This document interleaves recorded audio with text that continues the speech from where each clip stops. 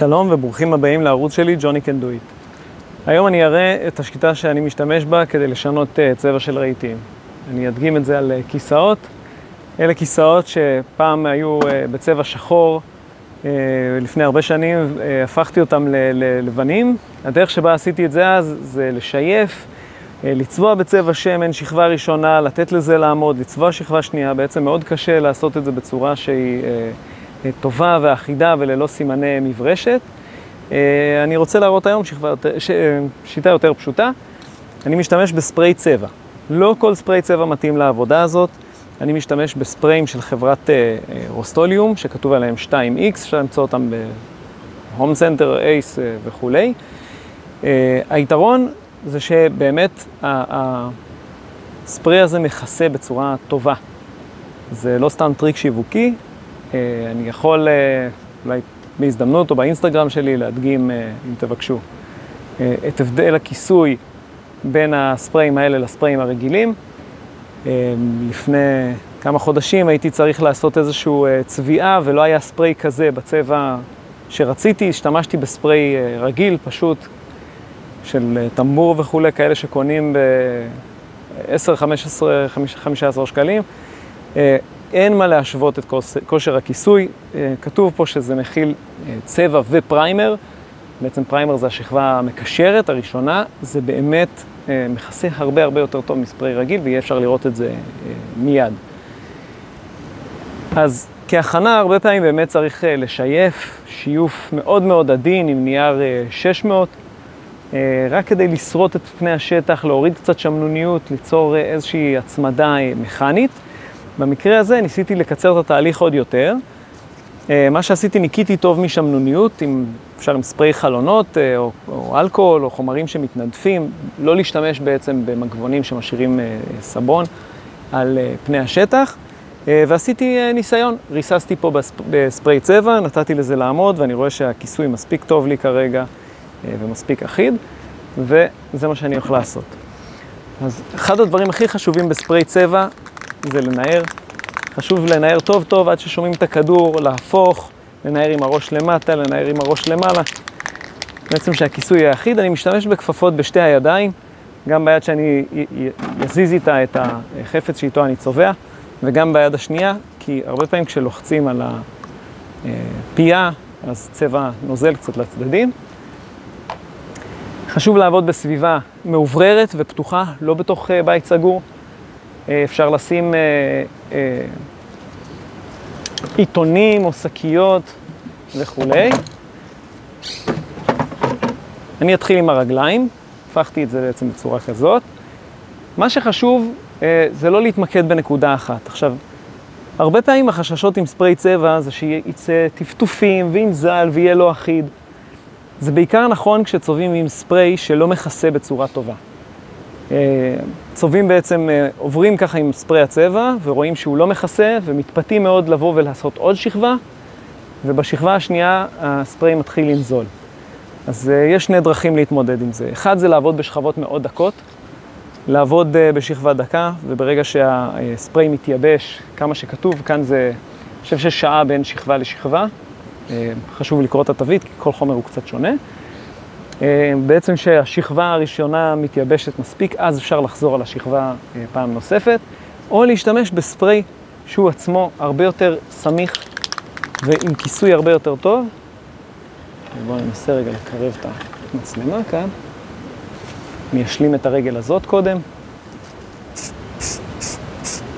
לחיצות קצרות תוך כדי תנועה. והנה הרגל הזאת כבר, מהזווית הזאת כבר מכוסה. בואו נעבור לזווית אחרת. אני הולך במקרה הזה לא בכיוון הזה, אלא בכיוון הזה, שזה הכיוון של הרגל. אני אנסה לעבור על הצד הזה, על הצד הימני, ואז יותר לכיוון הצד השמאלי. לחיצות קצרות מאוד, תוך כדי הזזה של המיכל. בעצם מנסה לחסות פה את כל הזוויות ואת כל הכיוונים. וככה מקבלים כיסוי אחיד. אם ישנם נקודות, למשל כאן יש איזשהו קילוף, קשה קצת לראות את זה במצלמה, אבל יש קילוף קטן, ואני רואה שהוא לא מתמלא עם הצבע הזה, אני רואה שהקילוף לא מתמלא עם הצבע, אז אני לא ארסס אותו כרגע עכשיו שוב פעם, כי אני עלול לקבל נזילות. ניתן לזה לעמוד שעה, ואז אני אחזור ויתקן את כל הנקודות הקטנות שבעצם לא מכוסות. נמשיך לרגל נוספת. שוב, לחיצות קצרות. בעצם לוחץ, משחרר כשאני למעלה, לוחץ שוב פעם, עולה, יורד. זה נכון גם כשעובדים לצדדים. נתמקד בצד הזה. אתם יכולים לראות שהכיסוי פה הוא מעולה. לא צריך פה הרבה שכבות, לא צריך פה הרבה מאמץ. כמו שאמרתי, חשוב לעשות את זה בסביבה מאובררת. כמה שהצבע נראה כאילו כבר התיישב, הוא לא התיישב. גם אחרי שעה בערך, אם נוגעים בו עם היד, מרגישים שהוא לכאורה יבש, אבל ברגע שאני אנסה להחזיק ולהרים את זה, אז יישאר לי טביעות אצבע. אני לא מזיז את זה בשעה הראשונה.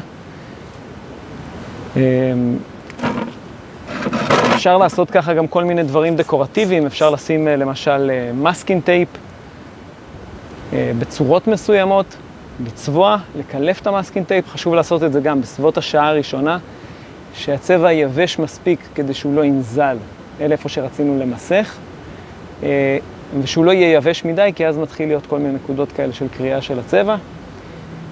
זה סך הכל, זה הבסיס. כדאי גם לא לעשות את זה כשיש הרבה מדי רוח.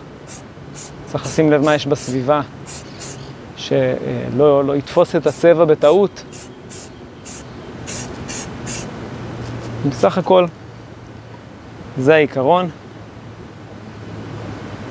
אני אעצור כאן ויראה בהמשך. אוקיי, אז אחד צבעתי. דבר שחשוב לשים אליו לב זה שמאוד קל בצביעה כזאת מהירה לפספס אזורים, לפספס נקודות. למשל כאן מקדימה שלא צבעתי כמו שצריך. הצבעים נראים קצת, נראים אזורים בהירים יותר, בהירים פחות, גם מאוד משפיע השמש. חשוב לסובב את החפץ, לראות בעצם מכל הכיוונים שלו.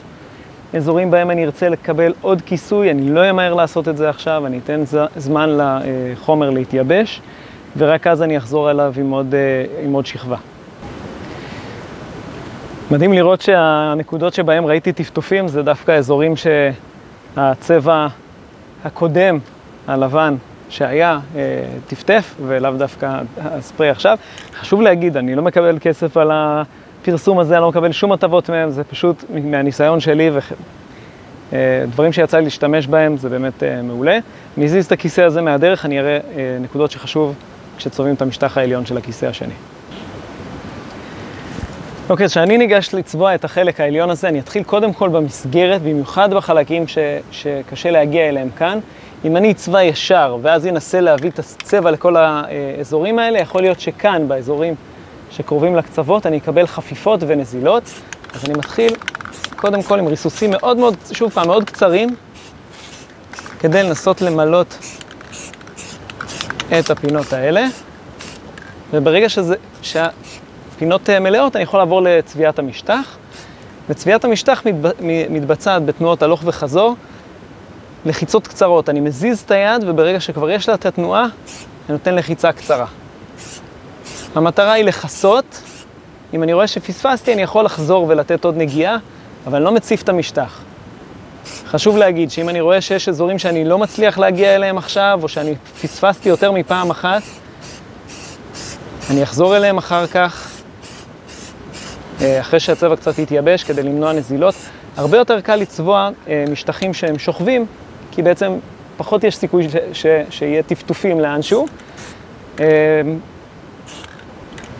למשל כאן חשבתי שאני מפספס, נתתי עוד פעם ועוד פעם, בעצם זו השתקפות של האור שנראיתי פשוט לבנה. לא להגזים, לא למהר. איך שלא נסובב את זה, זו שיטה הרבה יותר מהירה מכל צביעה אחרת, אז ככה שאפשר לקחת קצת את הזמן. אני אדגים צביעה של משטח שהוא ניצב בחלק הזה. אפשר לראות את המשטח שחור, לבן, עץ מקולף, כל מיני צבעים וגוונים וצורות. ושוב, אני עובר בצורה כזאת. נשתדל לא להציף את המשטח, גם ככה הצבע הזה מאוד מאוד מכסה. הנה, זה הכיסוי שאנחנו מקבלים. אחרי ריסוס אחד. כל עוד שאני לא אגע בזה ולא יציק לזה, הצבע יישאר יפה. אם כן יש לי טפטוף, אני נותן לצבע להתייבש לחלוטין. לא שעה, נותן לו להתייבש יום, 12 שעות עד יום, עדיף יום. חוזר עם נייר שיוף 200, משייף בעדינות, רק את הטיפה שיצאה, וחוזר עם ספרי, שכבה מאוד מאוד דקה, כדי לקבל את אותו הגימור, את אותו הברק, או מט במקרה הזה, של הצביעה הזאת. אותו כנ"ל לגבי האזורים הקשים, כאן בפינות. אני אתחיל איתם מלמטה, מלמעלה, מלמטה, מכל הכיוונים.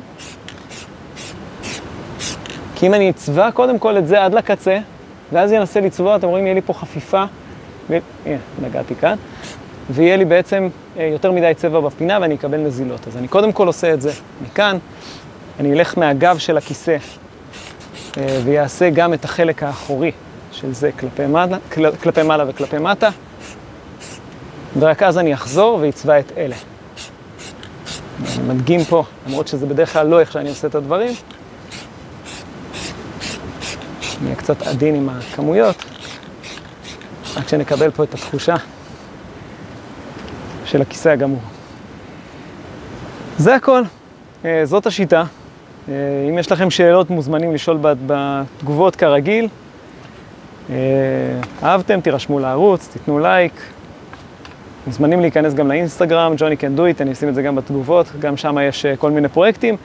בין היתר, השולחן ששיפצתי שהכיסאות האלה הולכים להצטרף אליו. עוד טיפ קטן וחשוב לסיום, סיימתם לצבוע, יש עדיין צבע בבקבוק, אם תרצו להשתמש בו שוב פעם. חשוב מאוד בסיום השימוש להפוך את הבקבוק ולתת כמה ריסוסים קטנים, זה עוזר לנקות את הפייה ולשמור בעצם את הצבע מוכן לשימוש לפעם הבאה. בהצלחה.